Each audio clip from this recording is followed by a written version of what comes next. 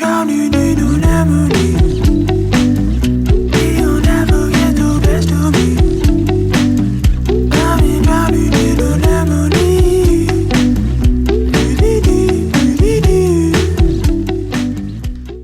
Welcome to the Evolution Ave Podcast. I am your host, Kenyon Hunter, and I have a special guest in the lab today. Listen, I've known this gentleman for, I don't know how long now, man. It's been at least, we're going on almost 10 years? Yeah. It got to be. Yep. We met at, first time I met you, I think it was at Hollywood Diner. I think you had something Kith on, and I was kind of new to South Jersey. I was like, not a lot of people are up on Kith down here. And you had something Kith on. I think I might have had something Kith on, and from that, it's been a wrap. But this is episode 39. This is the Dreams Plus Reality episode with my man, Antwine Perez. Antwine, welcome, man. Hey, man, I appreciate you having me here today. Yeah, absolutely, man. So this is going to be a great episode. I think y'all really going to enjoy it. Antwine is doing some great things out there. We're going to share some of those things with you today. And, you know, the whole purpose of the podcast, and I'm really excited to relaunch and just get back into the swing, is how do we get to a great place and be the best version of ourselves, mentally, physically, in all ways possible. So we're going to have a great discussion. It's going to be a great conversation. I think y'all going to love it, and we'll get into it. So, Ant, my first question for you is, tell us a little bit about yourself. What do you do? And name something that you're super thankful for. Just a little bit about me. I'm just a humble guy, just trying to figure out ways to continue walking in my purpose. And, you know, I'm starting to figure that out. It's taking a little bit of time, but I feel like I'm arriving at that point. And what do? I'm a school counselor, high school counselor, football coach a little bit of track, youth mentor. I run a youth program. I think we'll get into that a little bit more later. And, you know, I'm just trying to be an asset to the community in any way that I can. So those are things that kind of highlight who I am and what I do. What I'm thankful for, I would say life in general, because there were times where I really took life for granted. And, you know, I wasn't thankful for all the things that I have now. But now being at an age, being an adult in my 30s, mid 30s, I can appreciate a lot of little things. And I'm just thankful to be here. I'm thankful for the blessings that have arrived my way. I'm thankful for the blessings that keep coming. And I'm thankful for the position that I'm in now to not only help myself, but to help others as well. Yeah, absolutely, man. Well said. I love it. Talk to us more about your journey, starting with growing up. Talk about the early years, how you arrived to where you are today. And, you know, this is your show, bro, so you can go as deep as you want into the journey, share anything you want. I mean, I do want you to touch on, you know, you grew up in the Deptford area, but you played high school football in the great city of Camden, right? So on you, bro. Man, I can't really start this conversation without talking about my parents. Yeah. They're the foundation of everything about me. I grew up and I'm blessed to have parents who I call mom and dad. You know, I guess I'll start with my dad. He, very humble guy. We're similar in so many ways. I think I'm just such a reflection of who he is. And I'm blessed to have someone like him give me all them gems and jewels that he's learned along the way and instilled them in me as a young man. So my dad, he's a Camden guy. Also went to Woodrow Wilson High School. Okay. He was an athlete, played football. As an adult, he became a private investigator in the City of Camden for about 30 years. Let me describe him as a person, because I've heard so many stories. My dad knows so many people, man. Like, it's insane. He very quiet dude, but he's a warrior. I think my dad has probably yelled at me less than 5 times in my life, and he's very quiet, very humble unless you get him talking, but he can snap in a heartbeat. And all he had to do was give me this look growing up. And you know that look that he would give you, you just knew to tighten up. Yeah. You know, from that I try to get that look to my kids now, man. Yeah. It works with my daughter, doesn't really work with my son that much. And my little baby girl, she's boss baby. That's a little tough. Yeah, man, it's those looks that you get from your parents, you just know. And my dad was Right. one of those guys that he carried that look well, and I just knew to tighten up. But yeah, man, he was a great husband to my, for my mother, in a lot of ways. Just went above and beyond as any man should. And seeing the things that he did, the sacrifices that he made for our family, for myself and my brothers, he did so much for us. I don't know how I can ever live up to who he was as a man. But just moving on to my mom. My mom, I don't really know how to describe this woman because she's done so much, and she's just the backbone of our entire family. My mom just retired from education last March of 2023. She was a long-time school counselor. She started off as a teacher in the City of Camden. As far as being well-educated, she has a bachelor's, 2 masters, a doctorate, all in different avenues of education. Wow. She's a beast. So I had to come correct when it came to Right. my school. when it came to my school and then my grades and whatnot, like growing up. Did I care for school when I was younger? Not really, but I knew that if I didn't come home and them grades weren't looking right, it was over.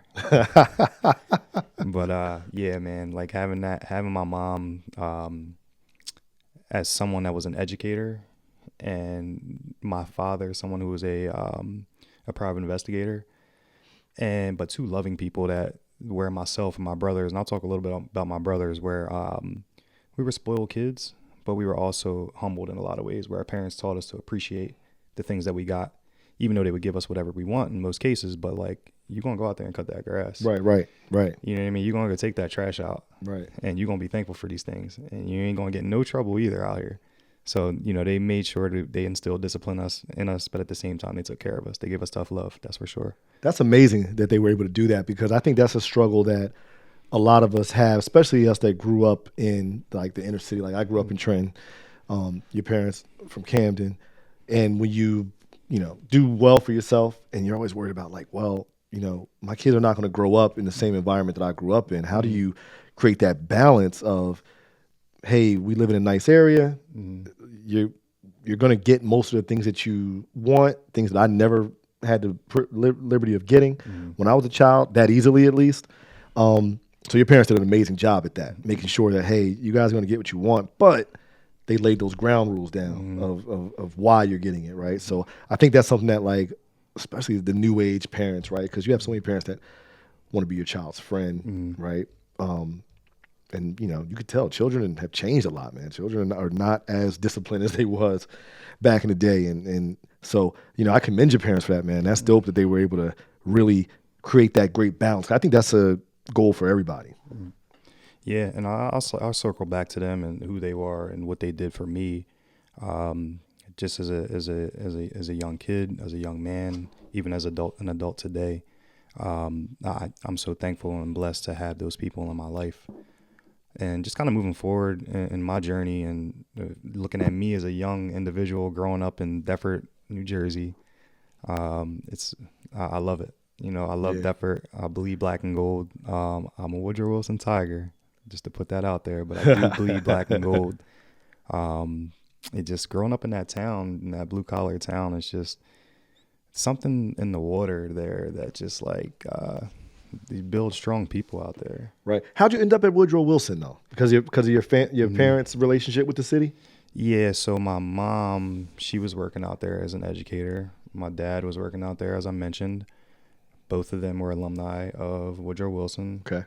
I went to middle school in Deptford. When it came time for me during my, so growing up as a youth, I had a pretty good, I was pretty good in sports. And I have to take my hat off to my older brother, Tony, for that, because he really inspired me to be an athlete. Outside of my parents putting me in different sports, I played basketball, football, baseball growing up my entire life. And I had someone to look up to me. My brother's 8 years older than me, so I really had that mentor and that role model to really pay attention to. He excelled in all areas of sports, and I wanted to be just like him. Right. I wore the same number as him growing up in youth football. I wore number 3 my entire youth career, football, basketball, every sport, baseball. And, I wanted to be just like him. Right. And to the point where I kind of took over my own life in that aspect. And I'm like, I just want to be the best now. Right. You know, whatever it is that I do.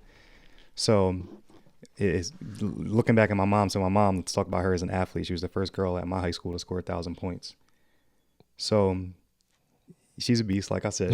She's just one of those, like, she has so many accolades and things that I can just keep throwing out there. But she became my youth basketball coach. Wow. For about 4 years as a kid. And I didn't know that. You just had to see that as a kid, man. Me and her used to clashing. We clashed so many times. I should have got so many beatings in my life growing up. But listen, I coach my son now in all his sports, so I understand. Trust me. But yeah, she did a good job though. You know, we won a couple championships, so she must have been doing something right. You know, this was my first year coaching my son in football, which, you know, obviously I reached out to you about that a lot.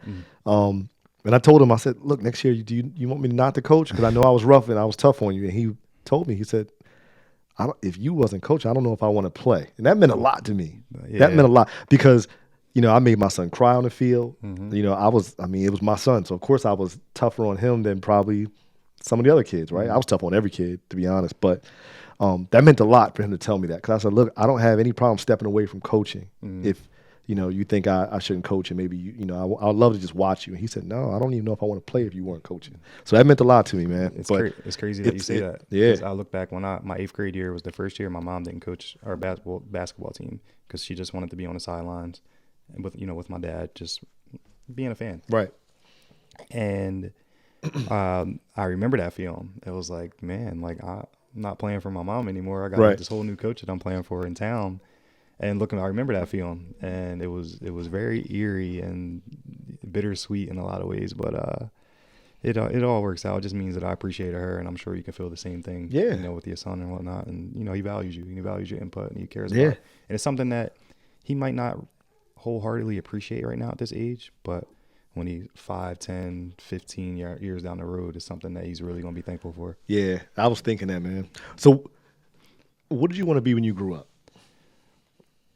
Because you're being modest saying that you were okay at sports, by the way. So, you know what I'm saying? I wanted to be Michael Jordan and Kobe Bryant, but the football version. Football version. Even though I played basketball and I was a pretty good basketball player growing up, I just wanted to be them. They were my favorite athletes, but the football version.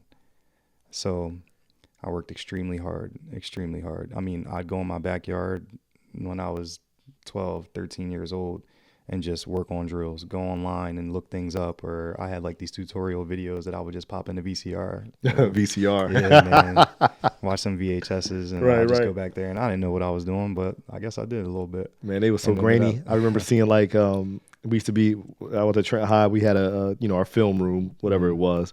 And they would pop those tapes in, and we were looking at other teams or looking at our games, and just the difference between now and looking at those videos on VHS tapes. Yeah, the quality is so different. Oh man, it was crazy. But yeah, even then, you know, youth football is something that I really can talk about now that I mentioned that I did play some other sports and I was pretty good. But growing up, I had a pretty good football career.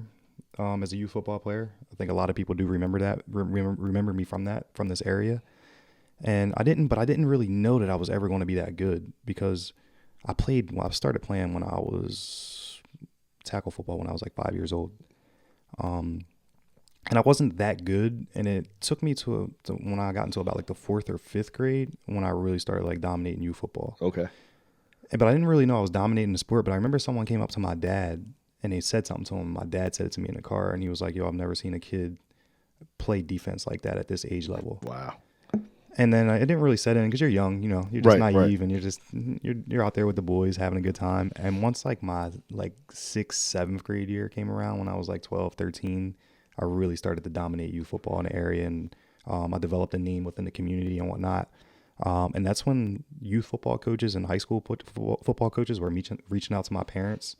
From different schools in the area, Holy Cross. I mean, we can go Don Bosco. Right.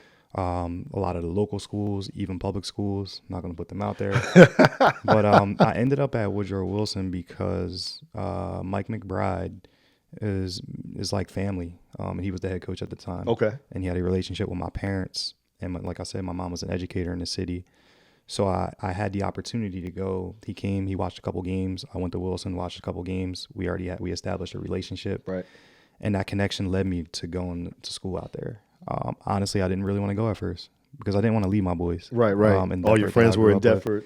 Yeah, and I did grow up. I have a lot of core memories from growing up in Camden because my majority of my dad's family is from there. Right. So I spent a lot of time there when he would drop me off in the summer times and whatnot when he would go to work or if my mom was doing something. So I spent some time there. But I wasn't from there. I was from Deptford. So I wanted to go to high school with my boys that I grew up with. So I'll never forget one of the first weeks of school, we're driving in a car. My mom asked me, she's like, how do you like school?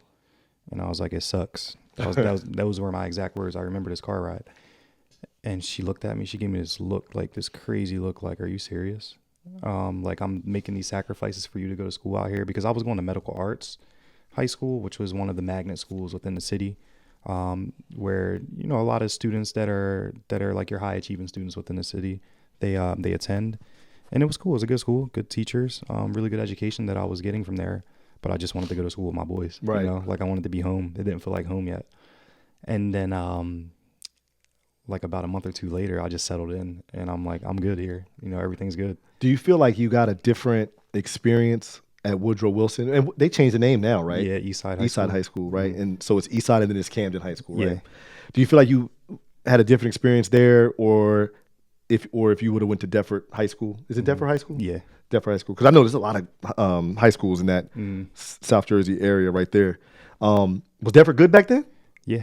They were? Yeah. So you pretty much would have been at a good program either way? Yeah, either way. Okay. They were good, but they weren't putting out the amount of recruits and talent at the rate that Wilson was. Right. They weren't getting the exposure like Wilson was. It's funny you say that because I feel like the tables have turned a little bit where, like, for instance, when I was growing up, I was in high school in the 90s, right? And I graduated in the late 90s. All the talent used to come out of the inner city schools, the city schools, like Trenton, Camden, Atlantic City, and all that.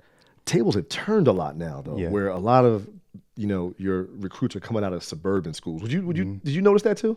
It's I think there's a lot of balance now. Okay, balance. Maybe that's better. Yeah, to say it that way. I think there's a lot of balance because the platforms that you can put yourself on now to get exposure when you're using Huddle to upload film, right?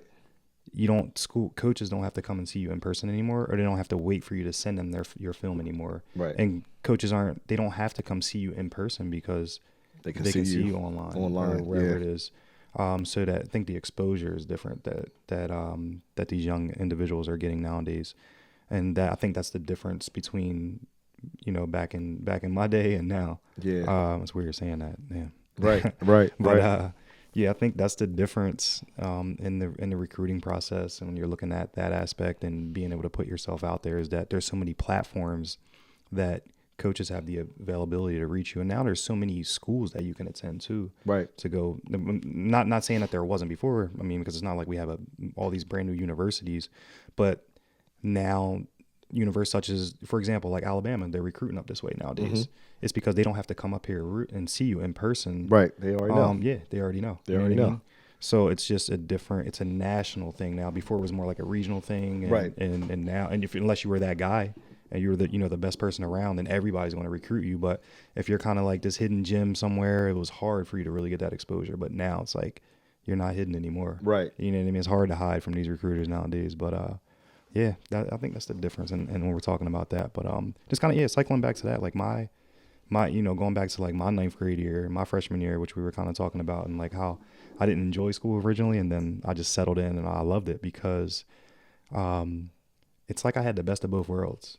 I got to come home every day to my friends, right, to my family, in the suburbs, a little bit different than living in the city. But it was a humbling experience going to school in Camden because I might have kids on my team that might not know what they're going to eat when they get home for dinner, what they're going to have for dinner. What their school clothes are going to look like that school year, or if they're going to get something for Christmas, or, you know what I mean? Or if mom and dad or whoever is going to be home, or if they even have a mom or dad, you know what I mean? Or if they got to take care of their younger siblings. So, that was very humbling. And I got to connect with people there that are still like lifelong friends. Word. So it's like I gained a whole new group of friends that merged with my group of friends back home. So it was cool. It was a cool experience. Like, I'm not even going to lie. Like, I had my friends from Deptford, they all wanted to come hang out at Wilson. Yeah. You know what I mean? On days when they had off from school and we were in school, they'd pop up to the school just to come and hang out because it was a cool experience. But then Right. in turn, my friends from Camden wanted to come out and hang out in Experience the the suburb suburbs. life, So right? it was awesome. Like having that blend of people, within my network and my circle at that young of an age. Like I didn't really know how to appreciate that. Now Right. looking back, and I'm like, man, that was cool. That was really, really cool. But on the football side of things, because on the academic side of things, it's really it was kind of an easy process for me to go through school and get good grades because I know those were the expectations and the foundations of my family, Right. and what my parents expected from me. So it was a no-brainer. I was going to go to school and get good grades. Absolutely. So that was never an issue. From a football standpoint, going to Wilson was really cool because there were some guys ahead of me like Turk McBride, Preston Brown, even guys like Malik Brown ahead of me. my man Malik. Yep. Elijah Robinson. I mean, he's defensive coordinator at Syracuse now. Hussein Shakir, Harold Dalton, Nairi Almatri. I mean, I can just keep naming names, even guys in my class that I came out with. Elijah Robinson, don't he live down here in South Jersey too? He's a South Jersey guy, but he's the defensive coordinator at Syracuse. Gotcha. He Okay. just left Texas A&M. That's To right. go out That's there with right. Fran Brown. Yep. So those are all my guys, Right. So having those guys ahead of me and having them be the example for myself and the other young guys around me, it was like, we want to be just like them. Right. And I kicked it up a few notches. Like, I'm going to work really, really hard and be just like these dudes. And I had the opportunity to start varsity as a freshman on these teams with those guys. Right. What position? Safety and wide receiver my freshman year. You didn't end up playing wide receiver. No, I ended up playing quarterback. That's right. I the thought I rest saw of my- some of your yep. video. Yeah. I ended up playing quarterback for the rest of from my sophomore year on. So what would happen, my ninth grade year, I had a pretty good season. I was an all-conference football player as a ninth grader. On defense or On defense. Okay. So as I, I got a few accolades that young. Expectations were pretty high for me as a sophomore, being the quarterback of the team. When those coaches were coming through and recruiting, like I went on visits with Turk during my freshman year. Right. I went to the University of Tennessee. There were some other places I went to. I went to Ohio State. Went up to Boston College. I went down to Georgia Tech. I went down and seen Georgia. I went to all these different schools at such a young age. I went up to Rutgers and was able to see what this campus life was like when it comes to going to school and going away. And it was so motivational and impactful. And if it wasn't for the people that came before me, like, I don't know, like, where I would have been in my journey. And like kind of moving forward to my sophomore year, I had a pretty solid year. But again, like, those recruiters would come back through and they would see me again. And then next thing you know, like, I got my first offer that year. I think it was from Rutgers. And then my second offer was from Ohio State. And Okay. that was a big one. So like, schools are like, oh, well, who is this kid? Right. So then more and more schools were coming in and are like, we've seen you before. Like, who is this kid? Like, we've seen him as ninth grade year. We've seen him as 10th grade year. We're going into 11th grade year. Like, who is this kid? And they'd watch film and I'm like, all right, we're going to offer him. So then like offers just were coming from left and right. Wow. And from, moving forward, like into my junior year, that's when like recruiting really picked up. Got crazy. It got ridiculous. I'm telling you, like, my mailbox would be stuffed with so much mail that it couldn't fit. So our mailman would, like, he would drop a box on the side, either on the step or like the side of the mailbox. Right. You had the filled mail with bin. college letters. The Yeah. bin. Now Yeah. so when you went to high school, Mm-hmm. I want to talk about football for a few minutes. When you went to high school, did you keep playing other sports too, or was you only playing football? I played basketball a little bit my freshman and sophomore year. Okay. And I broke my ankle. I'm sure freshman year. football coaches was like, Yeah, I broke my ankle my freshman year. And playing basketball? Yeah. Oh, yeah, Yeah, man. AAU. And then from there, I remember McBride and my parents like talking. They're like, basketball is done. Yeah. It's done. Yeah. And at first I was like, what you mean? You know what I mean? Was I couldn't football see your the first future. love, though? It was. Okay, it was. Yeah, it was. Okay. Yep, it was. What'd you love most about it? The contact. The contact. Yeah, the contact and like just hearing the roar of the crowd, like nothing can match that feeling. Ah, man, that's Nothing that's can match nostalgic that feeling. right there. Nothing can match that feeling, but the most important thing is the camaraderie and the brotherhood. Yeah. All my lifelong friends, we all either play football together or have something in common when it comes to football. And yeah, there is nothing like that brotherhood that you develop from playing the game of football. Yeah. Now, what's unique about you, Ant, is that you just said something, the contact. Did that help you be a better quarterback? Because, typically the quarterback position is not associated with loving contact, but, and we'll get into this as we move forward with the football conversation because, you ended up playing at a higher level on defense. Did you think that made you a better quarterback because you loved contact opposed to most? I was a quarterback in high school. I didn't want no smoke, right? I just wanted to get away from everybody. I didn't want to be touched.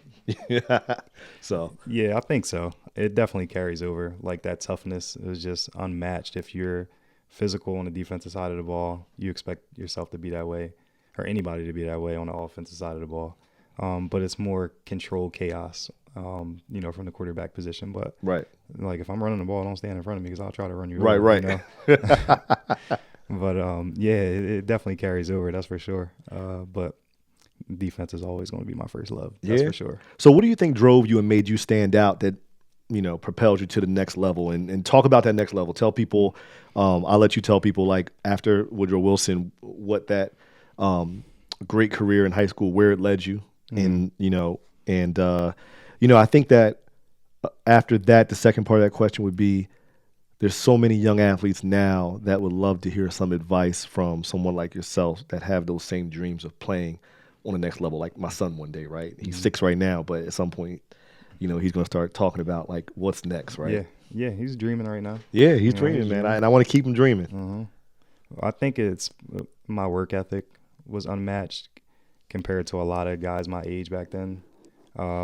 I was willing to make sacrifices to stay. And I think it was my parents, that discipline from my parents. There were certain times and like parties and different things, they were like, oh, you're not going to that party.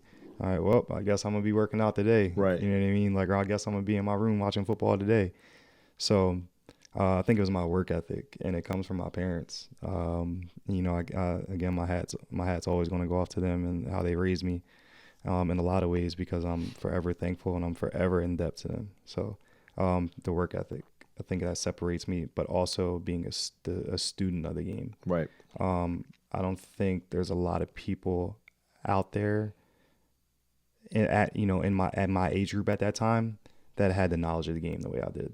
You know what I mean? Like, I could see things happening before they would actually happen. At such a young age, I could just diagnose whether it be on the defensive side of the ball, or whether it be run or pass, or how they're trying to attack us, or who they're trying to get the ball to. And I could just take that away because I knew it was coming. Right. And then on the offensive side of the ball, it's just having that mentality to always be hungry to get in the end zone, whether I'm throwing the ball, running the ball, or whatever it is. I was like that in youth football too. Like, I had a nose for the end zone. I don't know how many touchdowns I scored in youth football, but I know it was a pretty good amount. Right. And it's just having that nose for the end zone and just knowing that you're going to get there and not be stopped by no matter what's in front of you. But yeah, I would say that. I would just say it's just my work ethic and my knowledge of the game are definitely what stands out and what has propelled me, to where I was able to get to. So, but yeah, just with the whole aspect of looking, through my years of high school, going from 11th grade to 12th grade, when things started to get really, really crazy. Yeah, I mean, you got buckets and buckets of offer letters, right? Yeah. We all had those dreams where it's like, wow, look at these offer letters. Like, what was that process like for you, man? Insane. Literally insane. My mom had to put a voicemail on the on our house phone. You had an answer machine back then? If you're calling after 8 p.m., he's unavailable. Right. Basically, like something along those lines, because the phone was like literally ringing nonstop. Coaches. With coaches. Yeah, it was wild. I can't even explain how crazy it was. And like offers, I was getting so many offers and just different things like out of nowhere. Once like what it was is we made my highlight tape, and then we tagged a full game at the end of it. And once it hit the rivals.com platform, and it was like scout.com, which I think is 247 Sports or something like that. ESPN was just starting to like pop off from a recruiting standpoint. But once they got hold of my highlight tape, the internet the whole thing went viral. It was crazy. Wow. Like viral before viral. And I'll get to a story of that when I went to USC and how like crazy it was. So it went viral. And then I worked my way up in the recruiting rankings and ended up being like a 5-star recruit and, all that stuff. I think in ESPN, I was like the number 9 player in the country, kind of looking back on those numbers. But I'll never forget when I got my offer from USC, and it was like during my junior year, during like that spring.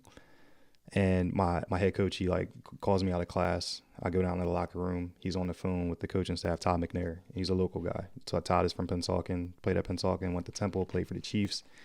He was just not so recently with very recently the running back coach for the Buccaneers. Okay. He was at USC for a bit as the running back coach there. You had Reggie Bush, Lindell White, and all those guys, Joe McKnight. He had so many studs there in that backfield. But he was the recruiting guy for the area, obviously. You know what I mean? Todd was like the best recruiter in the nation at the time. Todd was who Fran is now as a recruiter. Okay. So Todd, he got me on the phone. He was like, yo, and you know what I mean? We're watching your highlight tape right now. And he was like, I got somebody I want you to talk to. And he hands over the phone, and I hear a guy on the phone, and it's Pete Carroll. Pete Carroll. Oh, wow. And he's like, yo, man, we're watching your highlight tape right now. We're excited. And he just kind of goes on and on and on. He's like, what would you do if we offered you a scholarship right now? And I kind of just pulled the phone away from my face, and I'm like, yo, is he serious? Because USC was number one. They were the Alabama right now. That was the years. Yep. They were number one team in the country, just coming off a national championship. And I'm like, this can't be real.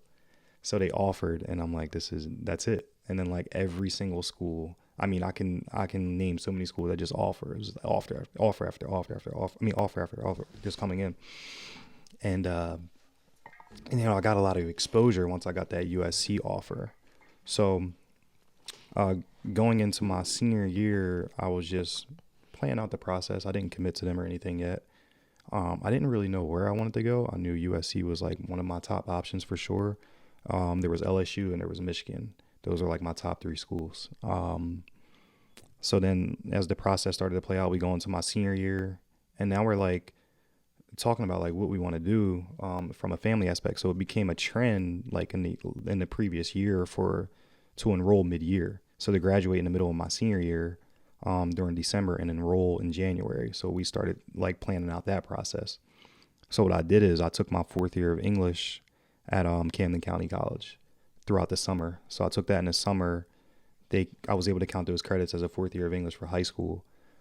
So I was pretty much done my credits. So my entire schedule during my senior year was just health and gym. Okay. So I had to have my 4 years of health and gym. And then looking at going back into like the recruiting process, like, all right, well, where do I want to go? So like, anyway, my phone's going crazy. One day I'm riding my bike down the street, all right, and I'm about to go to the park, and I pick up the phone, and this guy's on the phone. It's I think it's Tom Lemming. He does the Army All-American game. Yeah. So he calls and he's like, hey, is this Antwine? I'm like, yeah. And we're talking on the phone, and he's like, we want to congratulate you. We're offering you this was the only All-American game at the time. There wasn't no Under Armour All-American game. And I think they had like the Polynesian Bowl. That's a new game too. That's a new one, yeah.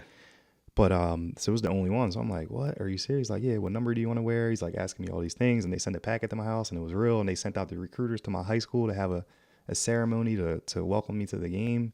And, I'm like, this is real. Like, this is insane. Everywhere you go, like people like they know your name. It was a cool experience, really cool experience.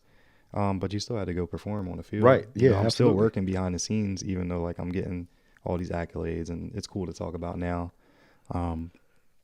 So kind of going through that process, like when I'm finishing up my senior year of football, and then that's when I got all the awards, like Gatorade Player of the Year, right. All State, All American, won all these awards. Cool. So I left. I went to go play down in that Army All-American game. Where was that back then? San Antonio. San Antonio. Okay, yeah, they that's still right. play down there. Yep.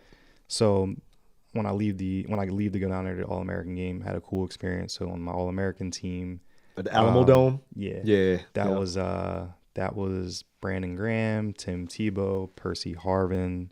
Y'all all were in the same class? All in the same class. Yo, that's same crazy. Team, actually. Wow. CJ Spiller, Brandon Spikes, Myron Roll. Shout out Myron Roll. That's my guy, man. Yeah, man. He's like a brain surgeon or something now, right? He's doing some big things. He's doing some big things. Man, there's so many guys that play in that game. I can just keep going on and on. Wow. That's crazy. So I literally left I balled in that game too, by the way. Like I literally, I had a really good game.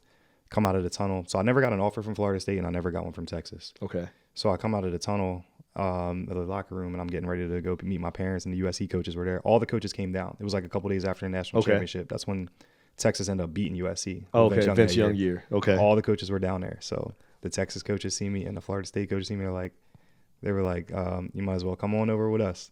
So basically, they were extending an offer right there at the game, and I'm like, I'm loyal to my guys. I'm going to USC. But that was cool. So I the day that I had to leave, I flew right from San Antonio to LA to enroll in school. Oh, okay. 17 years old. Yeah, super because the young. All-Star game's in the summer usually, isn't it? Okay, gotcha. No, I'm sorry. In January. It's in January. Yeah, January.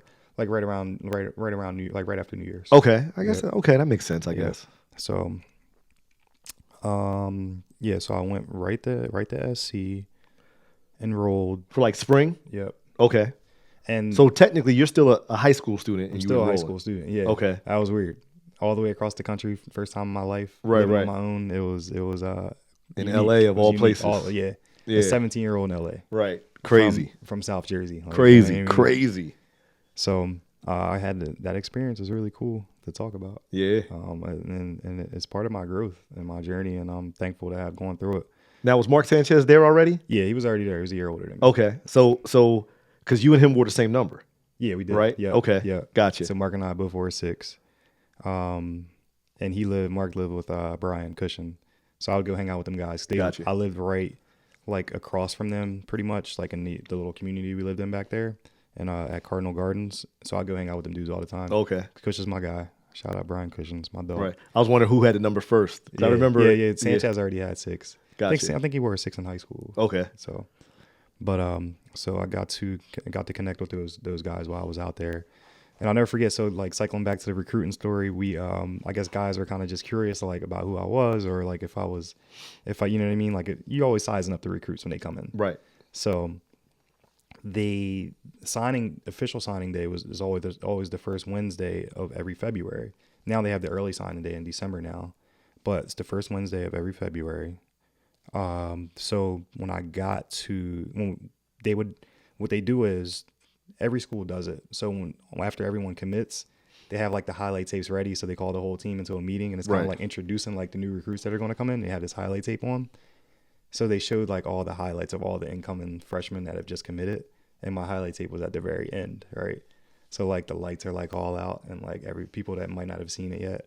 They just went crazy. Like with my highlight, like everyone else's highlight tape. Someone had some guys had some good highlight tapes, but like the whole room just because I was just like lighting guys up. Like, Right, I'll right. never forget that moment. It was so cool. I think I had someone like comment. I have a comments like on my Instagram that are super old from like one of the highlight tapes that I had posted on there, and there's like comments under there from like guys that I went to SC with that Right. remember that moment, like how crazy it was in that meeting room. Crazy. But I had the opportunity to. School was tough at first. That was a challenging thing for me to transition from high school to college. Just being consistent and showing up at class every day on time. Yeah. I had the same problem. And discipline. Yeah. You I know, was an AB student effortlessly in high school. My first year of college, I got put on academic probation because I went to college thinking that I could approach it the same way I approached high school, which was this is all kind of easy to me. And I had like a 1.4 GPA my first semester, and then my second semester I didn't do much better, so he put me on academic probation. So it was definitely a learning experience. It's a different world. It is. You gotta be disciplined. Yeah. You gotta teach yourself. And discipline. like you said, going to class, like waking up and being like, I don't really have to go to class, do I? Like nobody's making me go. Exactly. Right. And we had class checkers.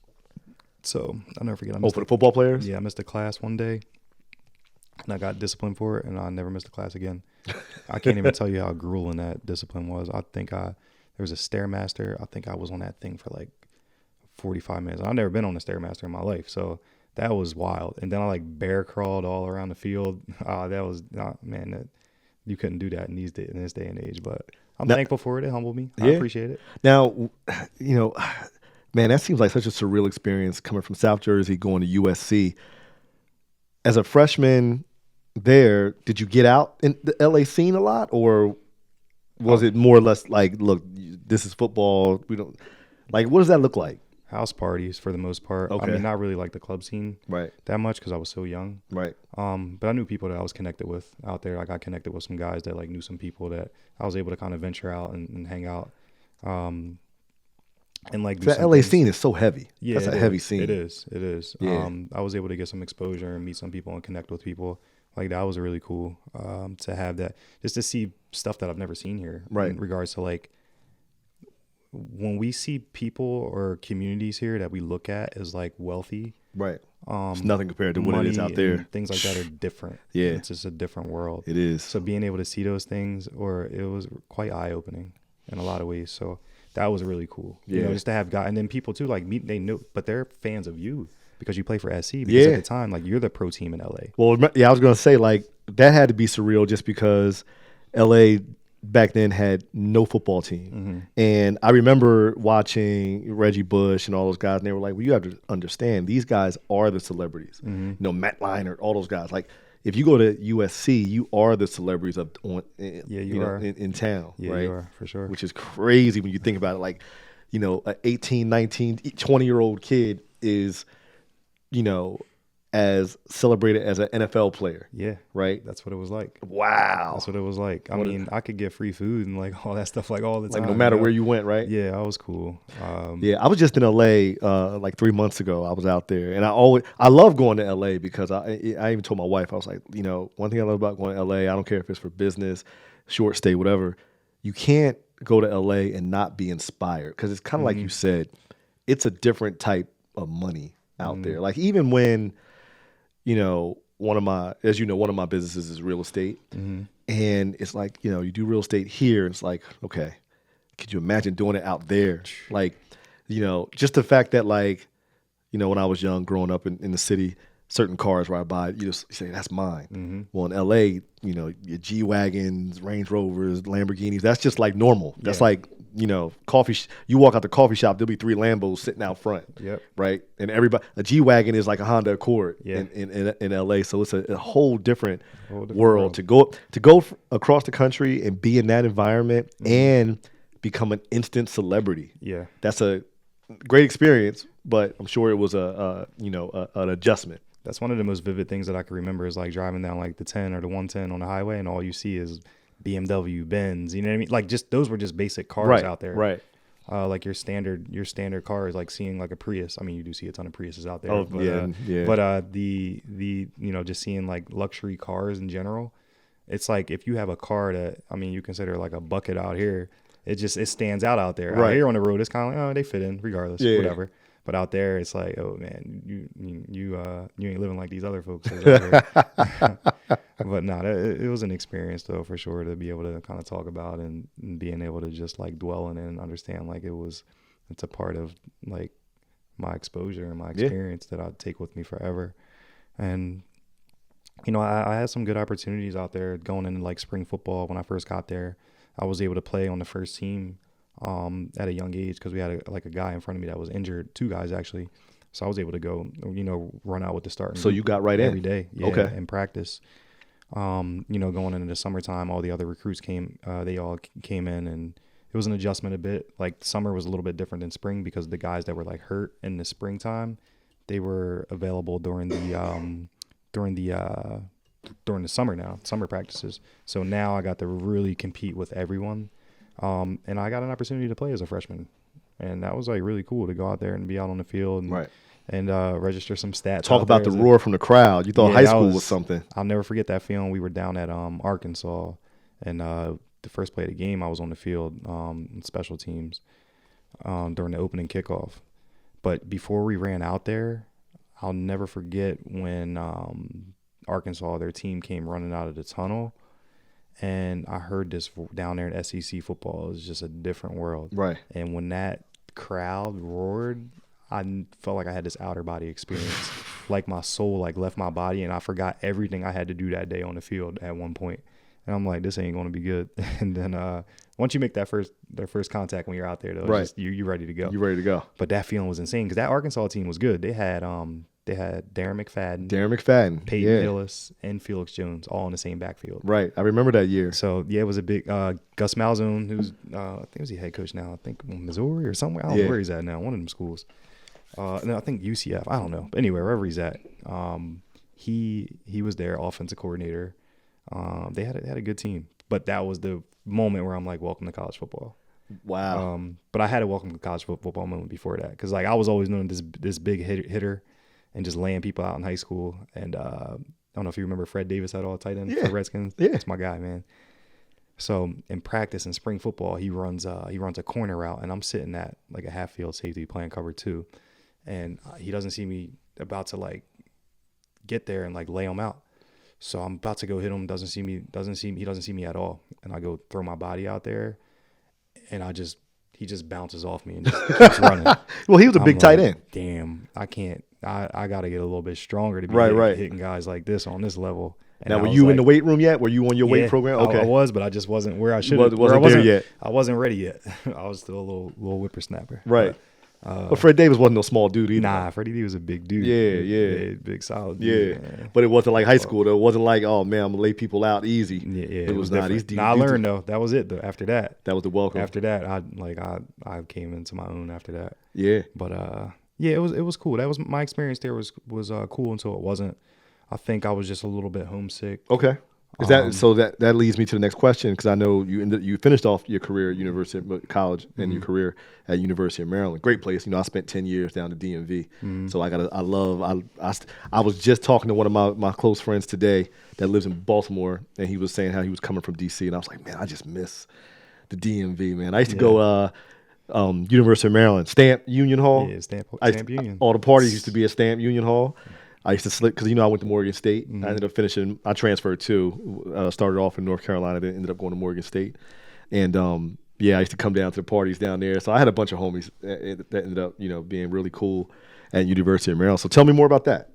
So the transition. Before you go into that though, for all those aspiring young athletes, you heard the experience that Antwine was just talking about, the roar, the out-of-body experience. So if nothing else, you should be striving to understand what that feels like for yourself. It's like when people say, money ain't everything. I always say, yeah, it ain't everything, but I think everybody needs to find out for themselves. Well, that type of experience is something that you're going to have to find out for yourself, and I strongly urge you to do that. So hopefully that's a motivation for you to do that. But because as a fan, now being an adult and like going to games, whether it's basketball or football, you feel those feelings and it's cool. But when you're on the field and you're in it, nothing can't be nothing like it. Nothing like it. Yeah. But once you get settled in and you start playing, you don't hear them. You don't hear the fans anymore. Yeah. But my, just kind of my transition from USC to Maryland was just all to really just being homesick. I wanted to come back a little bit closer to home. I ended up coming back a lot closer to home. My first school that I was going to transfer to, 2 schools were either Michigan or Tennessee. So not really that close to home. Okay. But I wasn't all the way across the country. You're getting instead of being all the way across, you were going to be halfway across. Yeah, I was cutting that travel in half. But when I was home, after I decided, I know Coach Carroll, he came over to me one day, and he's like, "Hey, like, where are you thinking about transferring to?" I gave him a list of schools, and he gave me his blessing. So once I got home, my head coach from high school, McBride, hit me up, and he's like, "Yo, you ever think about taking a ride down to Maryland?" So I'm like, "Nah, not really." And he's like, "Let's just take a ride down, see how you like it." So got my parents on board with it. We went down. And I just fell in love as soon as I got on campus. Were you there? Because Maryland had some really good years. They had Bruce Perry. Yeah, I was after Bruce. You were after Bruce, okay. Yeah, I was after Bruce. But Bruce is a solid dude. He was always there, like, rehabbing and whatnot, because he was still like in the league a little bit, bouncing around. Yep. So him and I connected a bit, but I was before those teams, but our teams down there were pretty solid too. Yeah, I remember. So we, once I decided to make the move, well, once we drove down, I'm like, this is awesome. I love it. Great field, great campus. Yeah. DC Metro. Yeah, they ended up, and only 3 hours from home. Yep. Yeah. So I ended up, if even. Yeah, I ended up making that move there, and that was rough because I had to sit out with the old transfer rules. Gotcha. So I was going to say now. I was going to ask you about that. Like, so I had to sit because unless there was like a hardship that you could, there was a couple different ways that you could put in the appeals. Because nobody's sitting anymore, though, are they? Not really. I think there's still, I don't know the rules on that, but I'm sure there's some people that still sit. But it was basically like a redshirt year for me. Right. So when I sat out, that was probably one of the roughest times in my life that I went through during that stage of my life. Because my grades, I was slacking off in the classroom. I was coming home a lot because the drive, it was, a little over 2 hours, you're home. Yeah. So I wasn't focused like how I should have been. I was training hard. I was working out pretty hard and aggressively, but I wasn't focused on the mission and my goals. I don't even know what my goals were at that point. But then once that fall came around and like the middle of that season, the year that I had to sit out, I was still practicing. Right. I just couldn't dress for games or I couldn't travel. Okay. So I was just on the sideline in sweats during every game, but I could practice every day, go to class, of course, do that whole thing. But once I started to see the light at the end of the tunnel, like towards the end of the season, I just turned it up another notch, like during practices when I was there, and just let them know, like, hey, I'm gonna be here in the spring. And they couldn't wait. Know. Right. Yeah, I'm gonna just let you guys know. So that's when everything started to work out for me. Is when I I reeled everything back in and started to see that light at the end of the tunnel. Gotcha. And then that was like all she wrote after that. Like once my sophomore year came around and I stepped foot on that field and I began to ball a little bit, everything just started to work out. Met some of my best friends down there. Yeah. Campus was awesome. Was Sean Merriman there when you were there? He wasn't. He wasn't. Okay. He was going to, but he'd come back and he'd train. He was I think he was there when I was in college. Okay. Yeah, I feel like he was down probably early 2000s. My neighbor in Deptford, Kevin Eli, was there too. Okay. With Sean Mayer. He's played on the opposite side. And Gotcha. Both like DN/outside linebackers. And then one of my neighbors was he was on the team. Jeff Clement. He was a year older than me. He's a Deptford guy, but he was on the team too. So that was one of the reasons why I was able to be like, all right, I can make this move. This move seems pretty seamless. Right. Also, there was a lot of Jersey guys on that team at Maryland. Yeah, Maryland, that area draws a lot of Jersey. Yeah, they a lot of Jersey talent. Just on campus in general, I'd run into people like this one guy like I know from Glassboro. We played against each other in youth like sports our entire lives, and one day we're just walking into the cafeteria, and I'm like, yo, you look familiar. And we were like, oh, like I was like, yo, I didn't want to say anything to you, and then I'd be you because we're way down here in Maryland, but. That was cool. I'd ran into a few people down there like that, like literally all the time. Like, yo, where are you from? They'd be like, oh, I'm from Cherry Hill, or oh, I'm from Blackwood. I'm like, damn, really? That's crazy. Yeah, that DMV is a good Jersey spot. Like even like being in the Baltimore Metro at Morgan State, like Towson had a lot of New Jersey people. Yeah, you get for some strange reason. Yeah. So that was cool to be able to connect with people that are from the same. I felt like home. Yeah. And campus, I mean, I can't really go in the depths of like the just partying and hanging out. Oh, DMV. University of Maryland had a great campus. Oh, it was awesome. It was a great campus. Awesome. Yeah. I think that was probably one of the best like aspects of it. But it was cool. Yeah. And the DC Metro right there, you know, you got, and DC is still just a bubbling. I love DC. It's a great city, but you know, even back then it was just fun. You had what was that club in DC? Love. They changed the name so many times. Yeah. But I mean, it was just crazy. DC was a crazy place. Super fun. Yeah. Super fun. And so turned it up. Started playing in Maryland. Yeah. Now you're in the ACC. They're in the Big Ten now. Big right? Ten now. Yeah. Yeah. They're balling out though. They've been having some pretty good years. They've been having some success. Yeah. You know, they won a few bowl games the last couple of years. Yep. Had one of the I can't pronounce their last names at quarterback. Oh, Tagovailoa. Yeah. Little Tua, baby Tua. Is he coming back or he's transferred? I heard he went to the portal. He wasn't able right? to get an extra year, so he's getting ready for the draft. Okay, gotcha. So I think he just played in one of those Senior Bowls or East-West Shrine games or something. Gotcha. A couple weeks ago. Okay. But yeah, man, that was like it was an experience. And then my senior year, we were really, really good.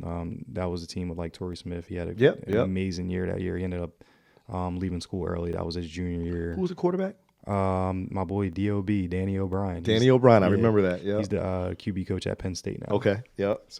D.O.B. It's my guy. Man, shout out D.O.B. Yeah, that's awesome, man. Dude. I mean, on those teams, James Franklin, he was our offensive coordinator.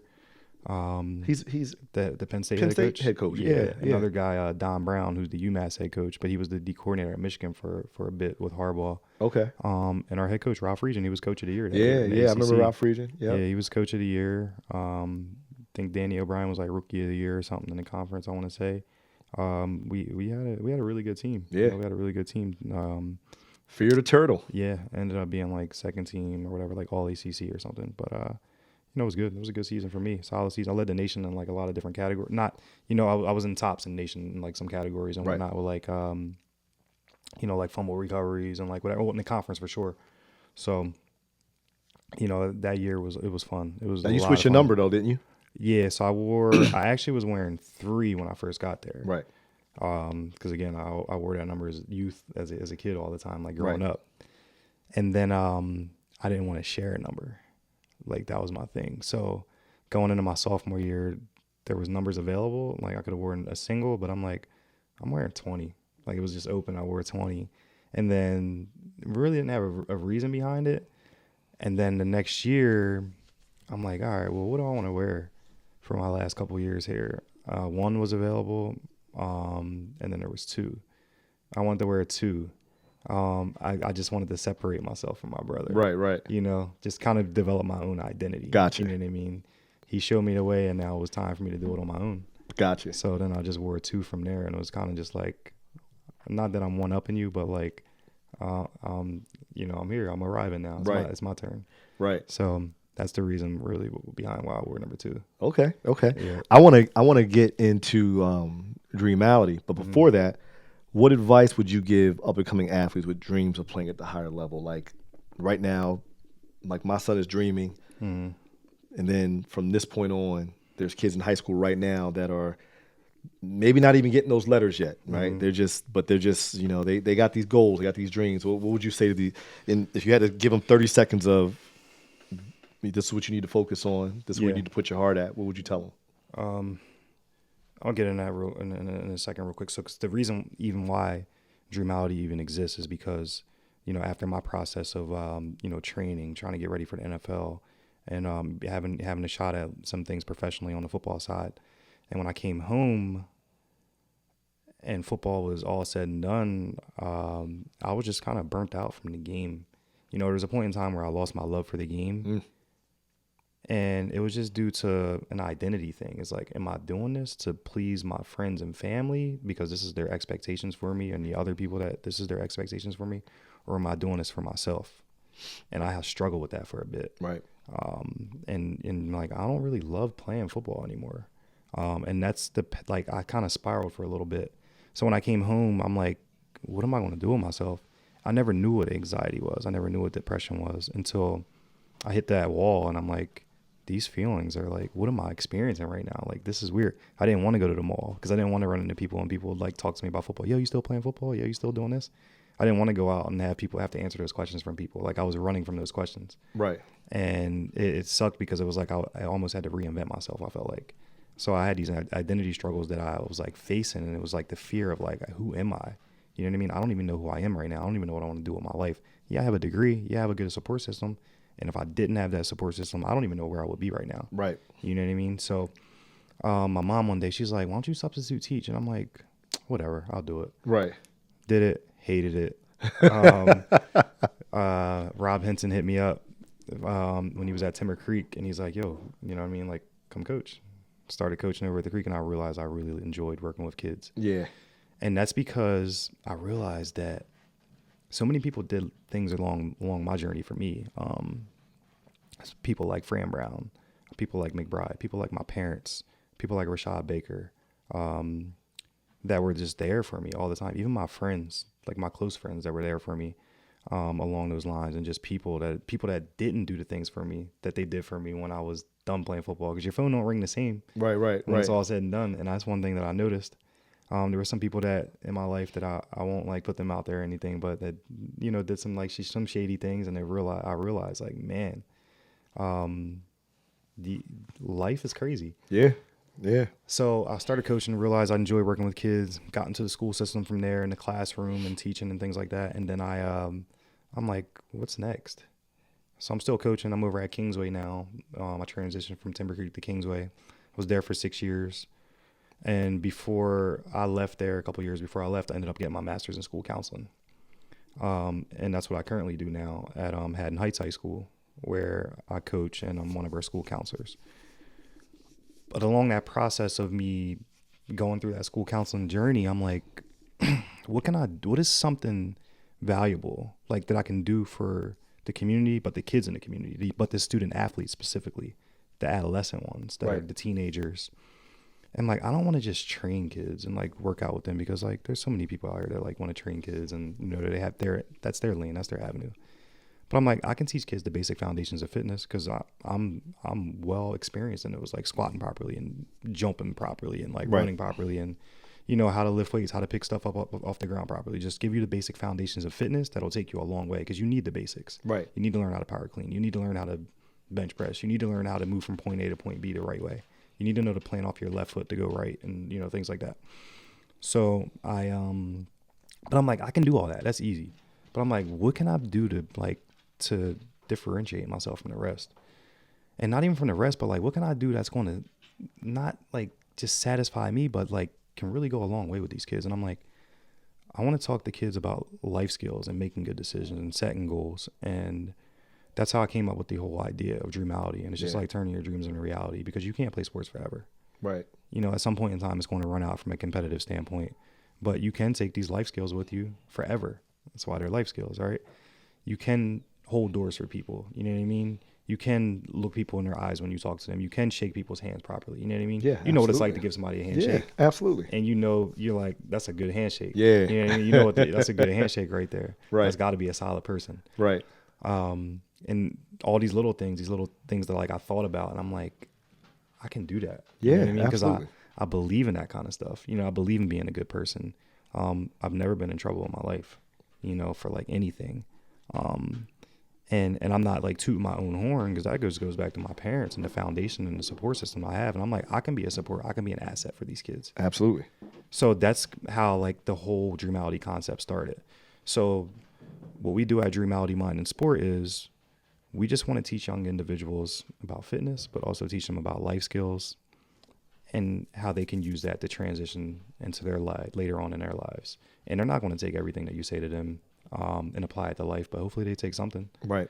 But also it's kind of evolved now, like over time. It went from me preaching these messages, but also like working out with the kids, to now like, all right, like I'm saying all this, but now let's go out in the community and actually live it. Right. Let's go out there and actually live it. Like if I had, you know what I mean? Like, yeah, I've recorded some things and like put some videos out there, but it ain't about me at all. It's about like, yo, we can all do this. Like I had so many people hit me up like, yo, remember one of my boys like said that, like, yo, I went out there and I rounded up all these clothes at my house. And I just went out there and just like gave them out to people that needed like clothes. And right.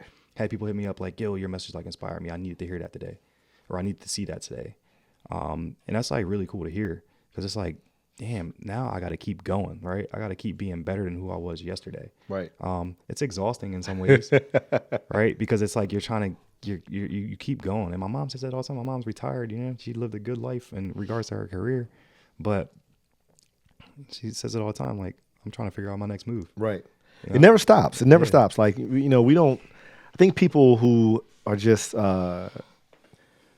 highly active mentally, it just never stops. It's like you retire from one thing, but it's like, what's next? Mm-hmm. Right.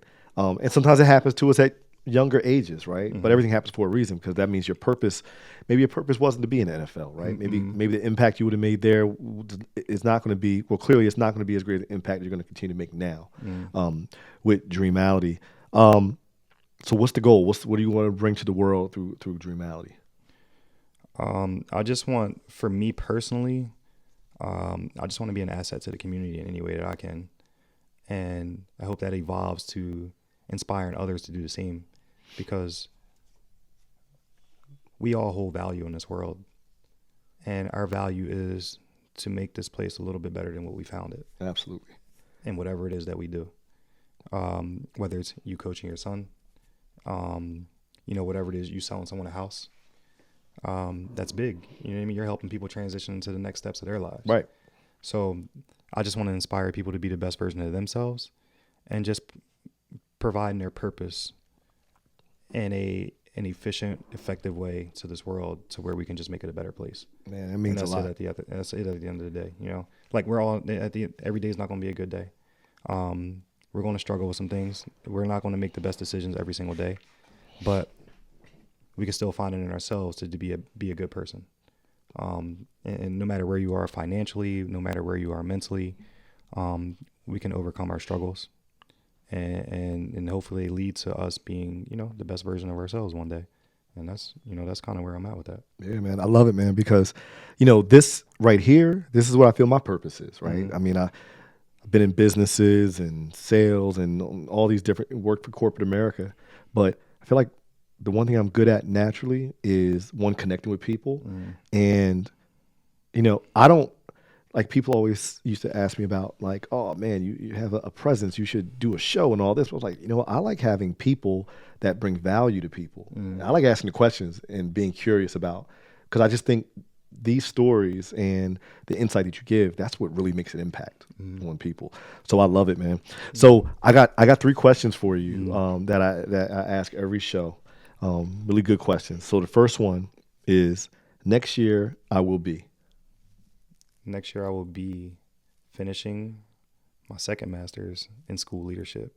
What a school leadership master's, what a master's in school leadership allows you to do is become a principal, become a school principal, or a supervisor, something in administration.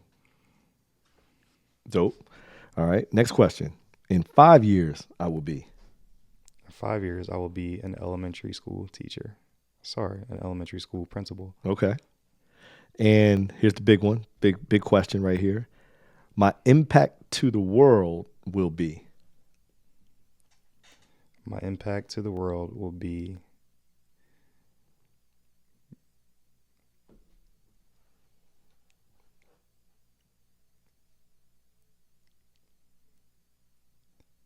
inspiring our next generation of young individuals to be the best version of themselves, because I believe in them. In the next 10 years, they can make this place as good as they want to. Man, love it, man. Deep and dope, man. I love it.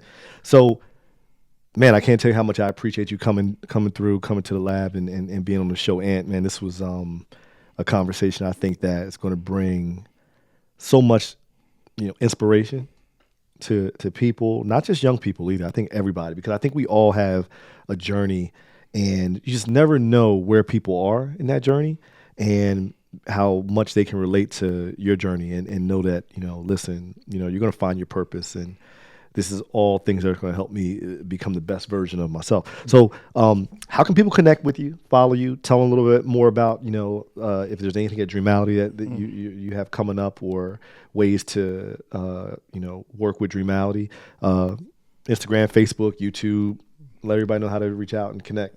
Yeah, my personal Instagram is Antwine Perez, just first and last name. And then Dreamality, we have our Instagram account there, which is Dreamality MS. You can just connect with me through there, through those platforms, or also, once you get there, I'll be able to send you some more contact information if you ever want to reach out, have a conversation about anything. But yeah, I don't do too much social media. I know I probably should. Gotta get a social media manager, man, for Dreamality. For sure. I try my best. It's never really been my thing, but it's I'm starting to enjoy it a little bit. Yeah. But my message to everyone is just basically like, if you're struggling with anything, or if you ever find yourself just kind of like figuring it out, or if you just don't even know where you are in those moments, is just to stay here. Like, this whole concept of here is like, it's everything to me, right? So like, I have this tattoo on my wrist and it just says here, HERE. And the whole concept comes from, I remember my college coach, he'd always ask me like, yo, are you good? And I'd be like, I'm here. And then, he'd always, I remember being like on the sideline during games, and he'd call down to the phone on the sideline because he'd be up top in the press box, and he'd be like, yo, you good? And I'd be like, I'm here. And then like at home, it would carry over into my like everyday life at home with the boys, and he'd be like, yo, what's up? Like, you good? I'd be like, I'm here. It just became like, even with my teammates, it became like a thing. And he'd be like, yo, I'm here. Like, everyone just say it. And I'm like, why do I say this?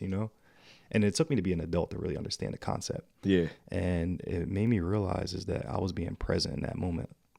And being present is so valuable in life. Because a lot of the times our mind gets caught in autopilot, where we're either thinking about what happened in the past or worried about what's going to happen in the future, that we lose sight on being present in these moments that we get. Man, that's real. So just stay here.